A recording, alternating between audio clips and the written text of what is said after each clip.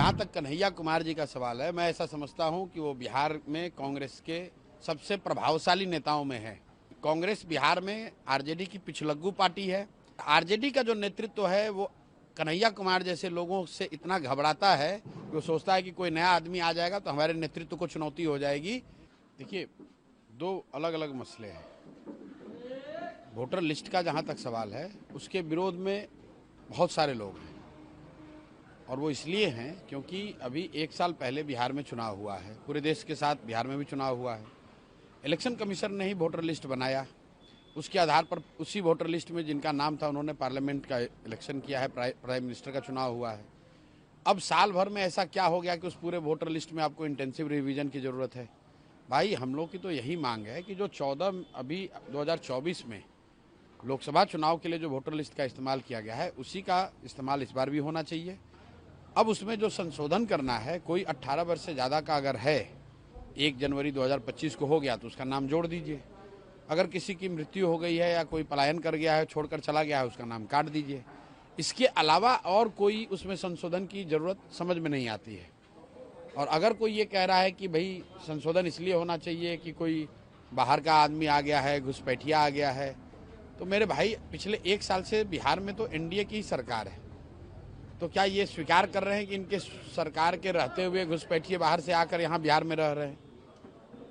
ये तो बिल्कुल एक तरीके से हाराकिरी है कि लास्ट के 2 महीने में अब चुनाव होना है तो इलेक्शन कमीशन कह रहा है कि हम नया इलेक्टोरल रोल बनाएंगे। आप बताइए कि 50 लाख से ज़्यादा बिहार के लड़के, बिहार के युवा जो बाहर मजदूरी करते हैं, रोजी रोजगार करते हैं, वो तो दिवाली छठ में आएंगे। वो कैसे फॉर्म भरेंगे? मुझे किसी ने कहा कि वो इलेक्शन कमीशन कह रहा है कि उसको इंटरनेट पे भर देंगे। अरे भाई, जो मजदूरी कर रहा है कोयम्बटूर में, जो मजदूरी कर रहा है सूरत की फैक्ट्रियों में, वो बेचारा कहाँ से समय निकालेगा, कैसे इंटरनेट पे इसको भरेगा? तो ये इसका बिल्कुल हम लोग विरोध करते हैं। जहाँ तक रह गया इंडिया गठबंधन के बंद का, तो हम लोग वैचारिक तौर पर बंद के खिलाफ है। बंद, हड़ताल, इन चीज़ों से जो अभी तक का अनुभव है पिछले 60-70 साल का इस देश में, इससे सिर्फ और सिर्फ जनता का नुकसान है। आज बिहार बंद था देश के साथ साथ। अब मुझे तो बंद कहीं दिखा नहीं। हम लोग तो दिन भर 2 सभा करके आ रहे हैं। एक हर सभा में 20-20 हज़ार लोग थे। लेकिन बंद अगर करने की कोशिश की गई तो उसमें क्या है, कोई लंपेन एलिमेंट है पार्टी का, वो जाता है रोड पर टायर रोड जलाकर घेर घार के खड़ा हो जाता है। और परेशानी किसको होती है? परेशानी होती है जो गरीब व्यक्ति है। अगर कोई दुकानदार है, रेडी पट्टी वाला है, रिक्शा चलाने वाला है, ऑटो चलाने वाला है, चाय बेचने वाला है, उसकी जो रोजमर्रा की आमदनी है वो मारी जाती है।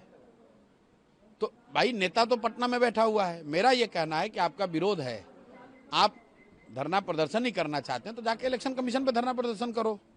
आपके पास 75 एमएलए हैं, जाके इलेक्शन कमीशन को घेरो।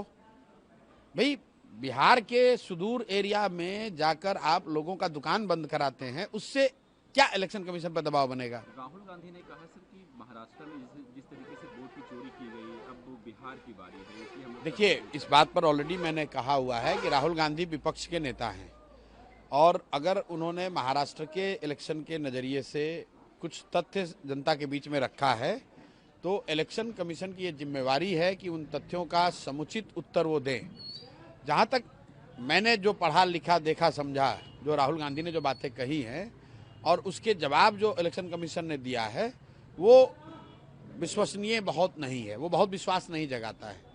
तो इलेक्शन कमीशन की ये जिम्मेवारी है कि विपक्ष के नेता ने अगर कुछ तथ्य रखे हैं, कुछ सवाल उठाए तो उसका जवाब दीजिए। इलेक्शन कमीशन ने कहा है कि लोकतंत्र तभी मजबूत होगा जब शुद्ध मतदाता सूची होगा। बिल्कुल ठीक बात है। तो क्या इलेक्शन कमीशन ये मान रहा है कि अभी जो 2024 में लोकसभा का चुनाव हुआ वो शुद्ध मतदाता सूची से चुनाव नहीं हुआ था? क्या इस देश की पार्लियामेंट, देश का पार्लियामेंट और प्रधानमंत्री का चुनाव अशुद्ध मतदाता सूची के द्वारा किया गया है? पहले इलेक्शन कमीशन ये स्वीकार करे कि जो 24 का मतदाता सूची था वो शुद्ध नहीं था, तभी तो बात बनेगी। दोनों बात तो इलेक्शन कमीशन की सही नहीं हो सकती है। आप कह रहे हैं कि हम इलेक्शन मतदाता सूची को शुद्ध कर रहे हैं, तो अभी साल भर पहले भी तो आप ही ने बनाया था, तो क्या वो शुद्ध था? उसी से पार्लियामेंट के इलेक्शन कराए थे।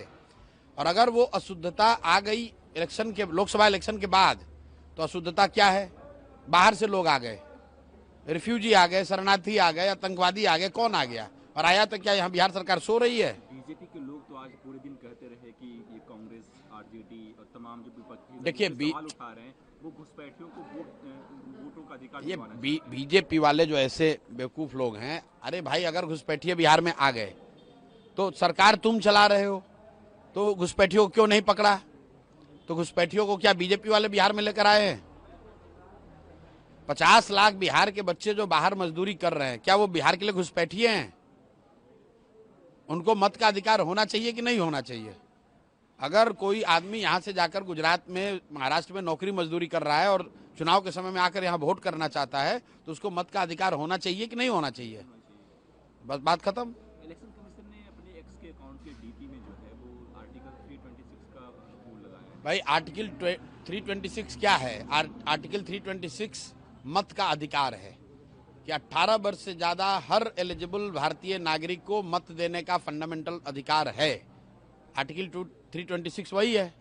तो अगर इलेक्शन कमीशन ने लगाया है तो इसमें क्या है? बस ठीक बात है, 18 साल के हर, हम लोग भी तो यही कह रहे हैं कि भाई 18 साल से ज्यादा उम्र के हर बिहार के नागरिक को अभी आने वाले चुनाव में मत देने का अधिकार होना चाहिए। उसको बेकार का ये डॉक्यूमेंटेशन के जाल में फंसाकर उसको आप डिबार नहीं कर सकते हैं। इलेक्शन कमीशन को नागरिकता जांचने और नागरिकता देने या रखने लेने का अधिकार नहीं है। सुप्रीम कोर्ट का जजमेंट है। इलेक्शन कमीशन का ये अधिकार क्षेत्र के बाहर का चीज है। तो आप कौन होते हैं पूछने वाले कि भैया अपना नागरिकता प्रूव करो? ये काम इलेक्शन कमीशन का नहीं है, ये काम होम मिनिस्ट्री का है, सेंसस वालों का है। तो होम मिनिस्ट्री तो यहाँ पर बीजेपी वाले ही चला रहे हैं, देश में अमित शाह चला रहे हैं। तो आपको लगता है जो विपक्ष आरोप लगाता है कि इलेक्शन कमीशन बीजेपी की बी टीम की तरह काम करे, वो कहीं ना कहीं सही है?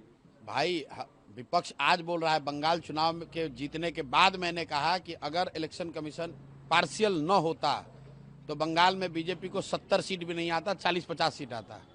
ये सामान्य लोगों की समझ है कि इलेक्शन कमीशन हर तरीके से जो सत्तारूढ़ दल है या गठबंधन है उनकी मदद करता है, लेकिन अंततः लोकतंत्र में जनता मालिक है।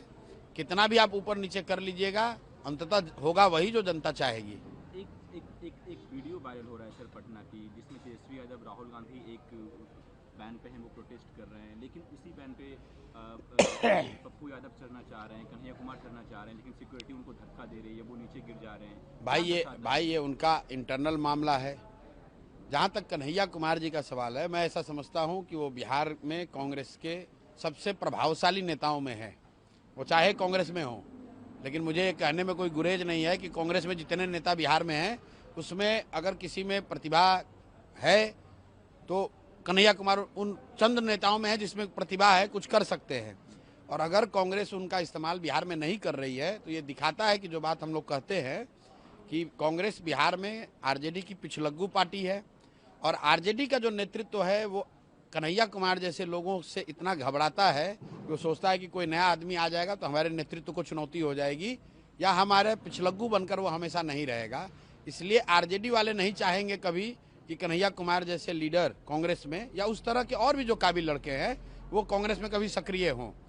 भाई जब गाड़ी पर आप प्रोग्राम कर रहे हैं, जो वीडियो हम लोगों ने देखा है उसमें तो बीसीओ लीडर खड़े हैं, उसमें कन्हैया कुमार भी हो सकते थे। तो सीधा दिखाता है कि आरजेडी का नेतृत्व, उन्होंने ये कहा होगा कि भाई कन्हैया कुमार इस पर नहीं रहने चाहिए।